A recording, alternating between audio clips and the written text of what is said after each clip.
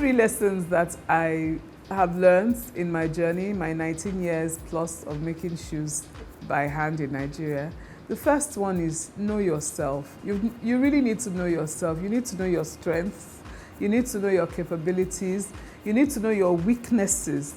You need to know the things that you are able to grow into. You may not be there in the beginning, but you know that, okay, if I give myself time, I can learn certain things. You need to know yourself, and you need to come to, what's the word now? Come to terms with who you are.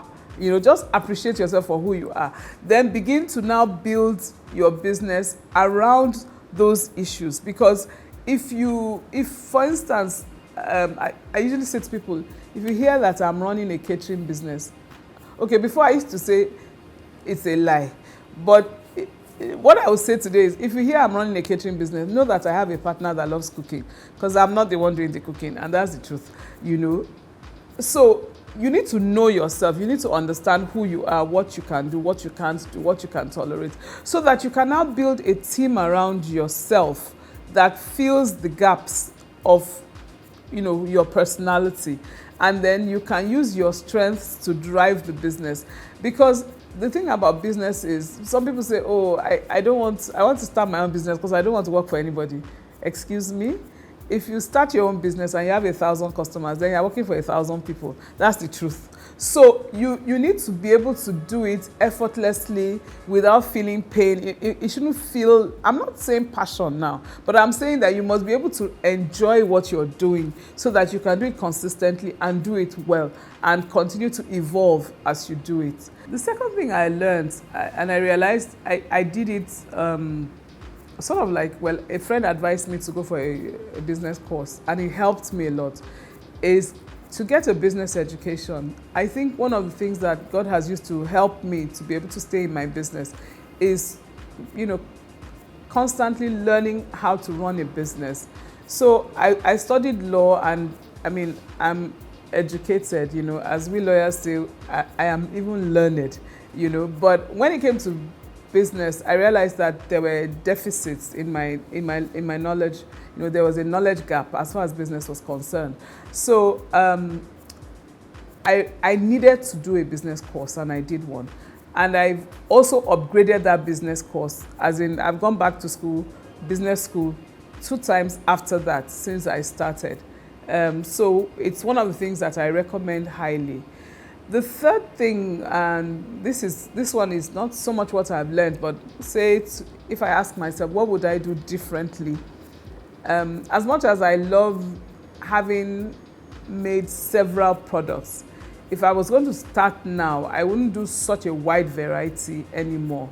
And the reason is because I think it's easier to push fewer items and to excel in them than to do a widespread.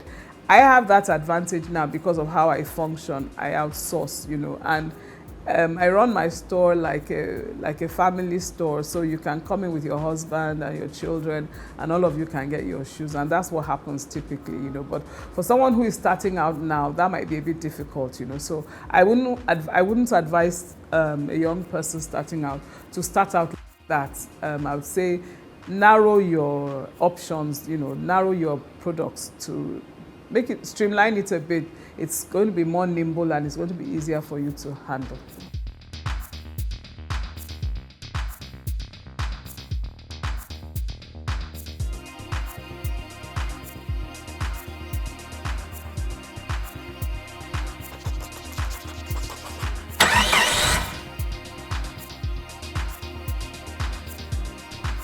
I don't agree that it is more challenging to run a business in Nigeria than it is to run it in any part of the world. And this is why I say so. Of all your people that have run to the abroad, how many are running businesses? If it was so easy to run businesses abroad, why aren't they doing it? Why are they looking for jobs? Yes, they have good jobs. They earn dollars. Thank you for the dollars they are sending back to us. We are very happy to receive it. But hey, it's not easy to run business abroad, and that's the truth. There are all sorts of rules and laws and obstacles, to running businesses over there. Yes, it appears to be easy, but it really isn't that easy. So I say this is my own take. Every country, every space has its own challenges and its own advantages. Look at yourself and see where you are graced to be. Wherever it is you are graced to be, wherever it is you have found favor, whatever environment makes you thrive, go into that environment and do what it takes. As problematic as people claim that Nigeria is, I've been doing my business, and the challenges I have is not because it's Nigeria. If I was making shoes in America, I would have the same challenges. I would have to find shoemakers. I'll have to find clients. I'll have to grow the business. I'll have to grow the brand. So I don't see that as a problem. I think what it is that people focus so much on the negatives and ignore the positives. For instance, which city in the world has 21 million fashionistas? I look out of my window every day and I just say to myself, Father, I thank you that I am in Lagos, Nigeria, where there are 21 million people who can wear shoes. The rest is for me to figure out how to do that.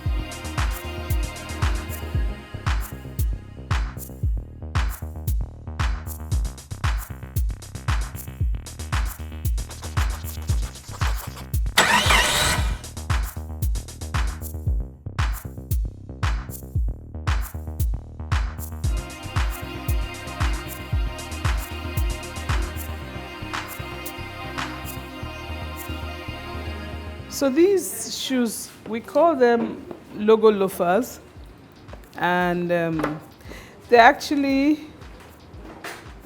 this first pair was designed by a customer.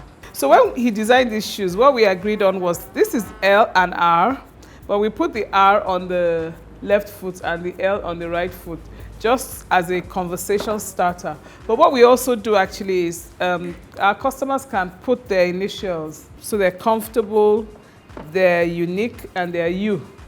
These are our beaded slippers. They're made with leather upper.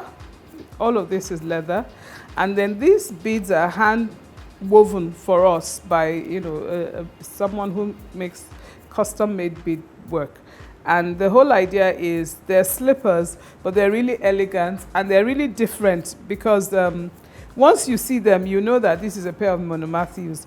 And almost everybody who has a pair of them always comes back for another pair. So we do them in black and silver, or sometimes we just do the multicolored ones. Then after a while, I realized that not everybody likes to wear things, between their toes and all of that. So we designed these ones for people who just like to slip their feet into them.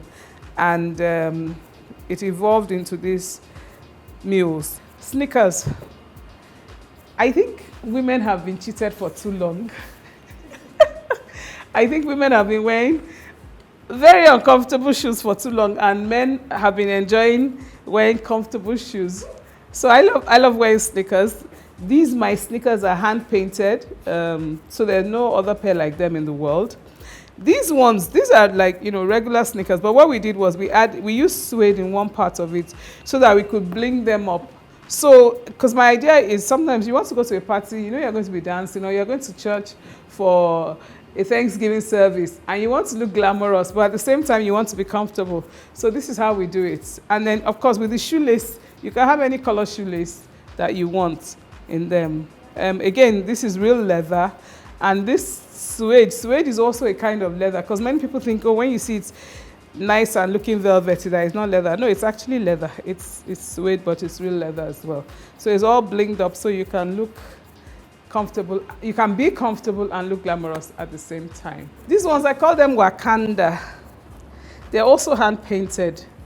So I have a customer and a friend who hand paints these uppers for us. That's her signature there. And so there's always just one of each.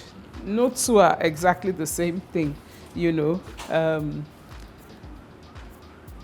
These are the same style, but without the painting. This is all leather.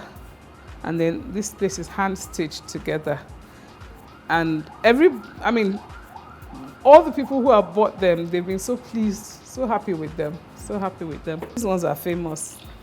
They're called Rametu sandals. They were named after a friend of mine because she practically designed them. That's one of the things about Mona Matthews as well. When you come in here, you can choose what you want and you can ask us to make them the way you want them made, you know.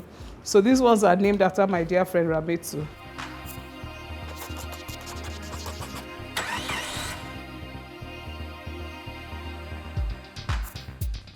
"20 years from now, I see Mona Matthews doing essentially what we're doing, but on a much larger scale. Companies, factories are now springing up in Nigeria that are, able to produce high quality. Definitely 20 years from now, just like Nike does, we'll now be outsourcing production to factories, Nigerian factories, that can produce the quality that we demand. We'll be exporting, obviously. We'll also have outlets, in several parts of Nigeria and possibly even abroad. But the DNA of what Mona Matthews is known for will still be in the business. So we'll still do quality, we'll still do real leather, we'll still take care of people who want comfort in their shoes and who want them to be elegant at the same time, and we'll still be doing shoes that last for long. We're very particular about sustainable fashion, so we're not going to be making shoes that you're going to be throwing and adding to the problems that we have with our environment. Certainly not. So 20 years from now, essentially the same thing, but on a much larger scale.